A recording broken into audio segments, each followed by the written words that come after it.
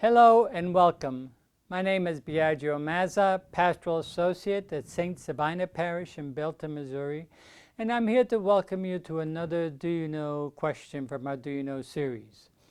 Continuing our discussion on dialogue, today's Do You Know question addresses the issue of what is dialogue and how does one go about doing dialogue. Starting with a quote from Pope Francis, it is important to stress why we are involved in dialogue. Pope Francis, in his ecumenical and interreligious meeting that he had in Sarajevo on June the 6th, 2015, stresses that interreligious dialogue, as in every part of the world, is an indispensable condition for peace, and for this reason, it is the duty of all believers. So dialogue is not something that's remote only to theologians or experts in the field, but dialogue is for all of us in order to, as Pope Francis says, it's an indispensable condition for peace. There are various types of dialogue, and this is important. Not all can be involved in dialogue the way theologians are, but rather there are various types of dialogues articulated by the Pontifical Council for Interreligious Dialogue in a document that they produced, and Elizabeth Johnson, in her work on Quest for the Living God, actually expands on those. And I would like to mention those briefly to show you what are the various types of dialogue and how we could be engaged in dialogue ourselves. There are 4 different types of dialogue. The first one is called the dialogue of life. This is the dialogue of where we engage people who think differently from us, who are others, live in other kinds of worldviews, religious beliefs and practices, and we work together and try to live together in harmony and mutual understanding and respect. It's a dialogue of life that occurs at the workplace, that occurs in community, that occurs in various community settings and organizations. There's also the dialogue of action. This is where we, together with others, with other religious beliefs and practices, work together to better the lives of all the people in the world, especially in our communities, in our religious environment, and so on. This is called the dialogue of action. There's also the dialogue of religious experience. The dialogue of religious experience actually unfolds itself when we open ourselves to the possibility of experienced beliefs, rituals, and religious practices of the other. We'd have to move out of our comfort zone and be willing to be with others as they practice their own religious beliefs and practices and learn and be mutually enhanced by the other.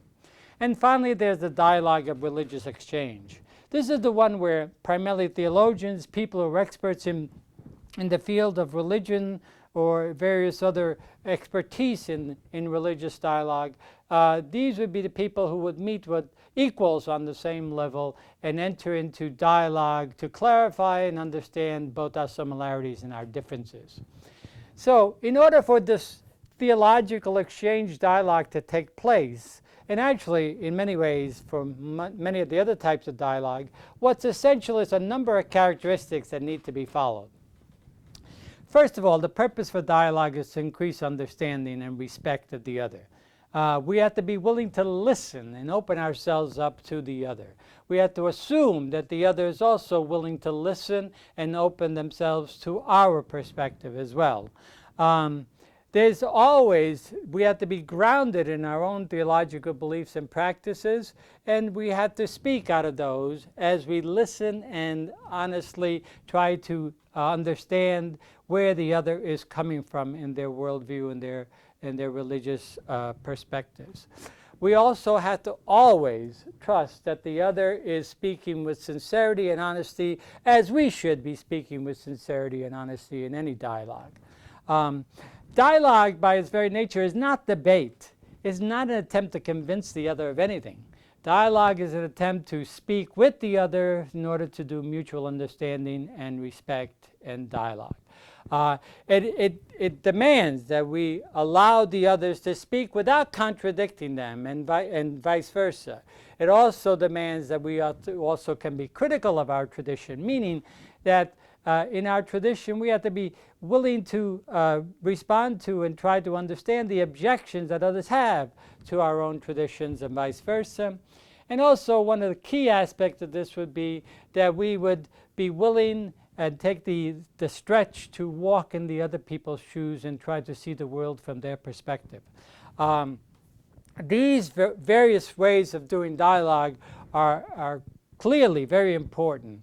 Words, theological concepts, all these have to be clearly defined so we can all understand and move together in mutual understanding and respect. All these conditions are important for doing the dialogue of theological exchange, as well as for any other type of dialogue.